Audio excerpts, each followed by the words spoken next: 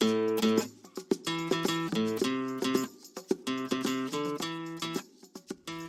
friends, and welcome back to my crafty space. My name is Crystal Idunyate, and today I am going to take you through a flip through of my Dia de los Muertos album as it is right now. This is a project that I am planning to add to as the years go by. So the album itself is technically not completed. However, I do have a bunch of stories and a general format set up in this album that I'd love to share with you today. I am documenting this album in a original sized life crafted album from Citrus Twist, which is roughly the size of a traveler's notebook, but more specifically fits pages sized at 5 inches wide by 8¼ inches tall. My album is inside of the marigold color of album, which I chose specifically because marigolds have a special place in the Dia de los Muertos celebration. Opening up my album on the inside, I currently have my title page done, and I haven't decided if or what I'm going to put on the inside cover of this album. For now, it's just blank. That may change through the years, but we'll see as time goes on. For my general formatting or flow of this album, I have divided it into 2 main sections. The first section is going to hold stories about Dia de los Muertos as a holiday, why we celebrate it, how we celebrate it, the traditions that we participate in, and anything to do with that. My idea for this first part being more educational, is to help teach anyone who is looking at this album why the album exists in the first place and what this holiday is all about, and hoping that my kids, that this is something that passes down to my children. This also allows them to go back in time and see when we started celebrating and why, and the ways that our traditions evolve over time. The second part of my album is divided up into additional sections, each section being one person in our family or one family or friend member, which I'll get to a little bit more on that here shortly. So let's flip through the educational part first. I've started with a transparency. This is from the, Obed Marshall collection. I don't remember, Buenos Dias, I think is the collection that it came from. So it's this really festive looking transparency. I found the Dia de los Muertos die cut file on Silhouette, and I cut this out twice. So the first was so that you could read it, and the second was a mirror cut, which allowed me to back both sides, and then when you flip it, the backside is finished. So that just allows this to look really nice. Inside, I have a picture of some yellow flowers that I decorated with last year. Technically, marigolds are the traditional flower of Dia de los Muertos, but here where we live in Michigan, it's really hard to find marigolds in the late fall. So I opted for the next best thing and used a picture of some yellow flowers to symbolize kind of the same idea. Then I get into my educational layouts from 2021. The first one, I wanted to start with what is a very general, what is Dia de los Muertos? So that if somebody's looking at this album, the first thing they're going to see is an explanation of the holiday. I had found a cut file for a bunch of these traditional Mexican banner flags, and one of them said Dia de los Muertos, so that one became perfect for my title. I stamped what is above that, and then I journaled underneath what the holiday is all about. This is paired with a full page photo of a layer of our ofrenda, which is a table that we decorate for the celebration. We have photos of our family members and then a bunch of other things on here as well. So this is one of my own photos that I am putting this with. The next layout in my educational section is the story of how our family began celebrating Dia de los Muertos. Although my husband comes from a Mexican family, his family did not celebrate this holiday. So he did not grow up participating in Dia de los Muertos celebrations. It's something that we decided later as a married couple that we wanted to do with our own family to bring in the spirit of the holiday, to really give us that intentional time to reflect back on stories of our loved ones and to be able to pass those stories down to our children. I've had this really cute wood veneer piece for ages and used it on here after stamping around the outside of it, and then I added our story under that. On the right hand side, I have 3 pictures, one of my mugs, my sugar skull mugs, one that is the picture of our dining room table, and then one that is all of us in our Familia t-shirts taking a picture as a family. So these were all taken last year. That is where my educational layouts end. I have plans of every year adding one more into this book until I feel like I've documented all of the different things I want to about the holiday itself. So things like the special bread that we bake every year, or the components of our ofrenda, or visiting the cemeteries and going to see our deceased family members there and what that is like. We always watch the movie Coco, so we could do a layout about that. So there's just a whole bunch of different things that I can put into this section to really bring this holiday to life for whoever is looking through the album itself.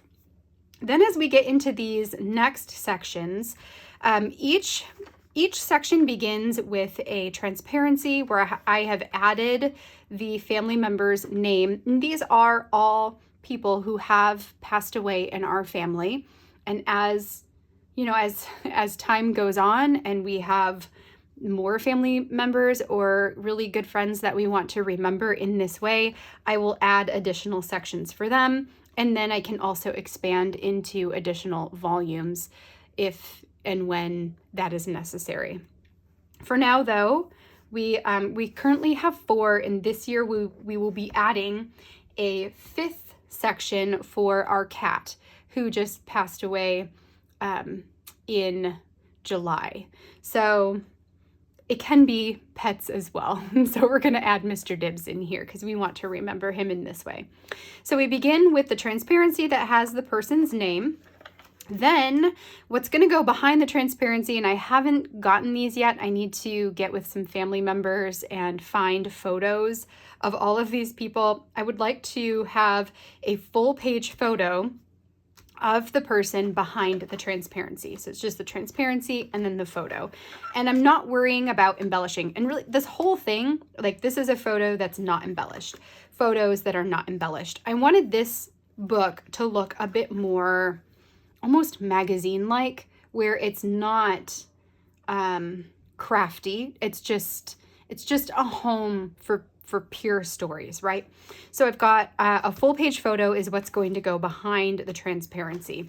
Then on the back side of that, and again, this is something that I haven't quite gotten to, but maybe I will do it this year, I'm going to add another one of the flags or banners up at the top of a journaling page. And then this section here is going to be a place for me to write the facts about the person's life. So in this case, this first section is my grandmother. So I'd like to have a full page photo of her. And then this section to say where she was when and where she was born, where she grew up, who she got married to, when they got married, her career, or any really identifying hobbies that she might have had, kids and grandkids, and then when she passed away. So that will be here. So very fact-based information about my grandmother, because over time, those sorts of details get lost. And so this gives them a place to live for as long as this album lives. And then after that, I'm going to fill this with photos and stories. So I created some story cards just on 3x4 cards using the blocked alpha stamp from Ali Edwards and rainbow colors, because Dia de los Muertos is a very vibrant, colorful celebration. I did, for this one, take a picture of her little section of the altar. So I've got the picture of her there. And then I wrote out the story that we told, or that I told to my family about her last year during 2021. So then this year I will do another story and probably a photo down here that I locate somewhere in my older scrapbooks or at my mom's house or wherever I can find them. So it'll just be photos and stories. There might be times where I have a larger page protector or smaller page protectors, different divided sections. It's just going to be whatever suits my fancy that year. But the intention is that every year we'll add one story in to each of these sections until there are no more stories that we can remember, which could potentially happen depending on how long the individual was a part of our life. For me, my grandmother died when I was 21. So I had 21 years with her, which means lots and lots of stories. And she was my grandmother. So I also have my mom who can tell me and help me recall different stories as well. The difference being that our next person here was my husband's cousin who died when he was a kid. So we don't have as many stories of him because he wasn't part of my husband's life for as long. And he's a cousin. So it's also, it kind of, it's like removed from the immediate family.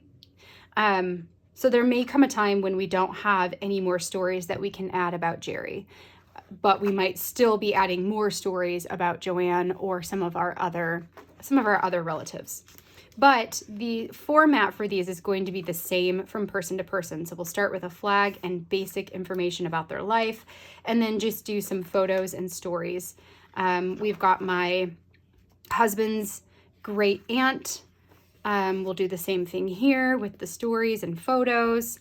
And then we've also, more recently, my husband's grandfather passed away. So he'll have his section here, which we did not tell any stories for last year in the Dia de los Muertos tradition, the traditional way of celebrating.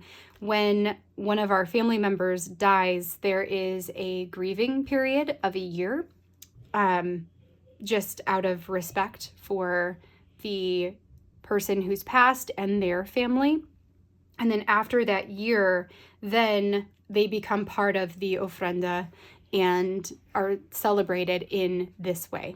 So we'll have a section for my husband's grandfather, and then we'll add stories in for him this year. And then I'll create a new section for our cat, Mr. Dibbs. And that is my Dia de los Muertos album. What I love about this project and this whole concept is, even though there is an element of sadness about it, because we are remembering and memorializing people who played big parts in our lives and are not with us anymore. So there is that sense of a little bit of sadness sometimes in creating an album like this, or it might seem a little morbid to make an album like this. But what I personally love about it is I love the concept of keeping our memories alive is a way of keeping us alive and passing those on to our future generations. I think it will be such a cool heirloom for my children and maybe my grandchildren, or however long this lives, to have this collection of our family members. Of course, I also tell stories of what's happening in our lives right now and with our family right now. We have lots of right now stories, but this is a great way to keep further records and details of our extended family and anyone who has a special place in our heart. So I love that. I think that this will become one of our family treasures as the years progress. Well, friends, that is my album. I hope you have enjoyed seeing what this project is all about and enjoyed the flip through here. I do have a process video where I shared a little bit more about Dia de los Muertos. I read my journaling for this first story here, and then talked a bit more about the construction of the pages I already have in this album. So if you're curious to see how this came together and to hear more about the holiday, then I would suggest checking out that process video, which I'll also add up at the eye in this video. If you enjoyed this one, I hope you give this video a thumbs up down below. And if you haven't subscribed already, consider subscribing. I have a lot of October daily, December daily content in the works, and I cannot wait to share more about that with you. This concludes all of my flip throughs of my last year's October-ish themed albums. And the next videos you're going to see here will be my plans and products and all that good stuff for October daily 2022. I will also be completing some more layouts in this album the first couple days in November. So there will be more that will get added into this one too. All right, friends, well, until next time, I hope you have a great rest of your day, and I will catch you in the next video. Bye, friends.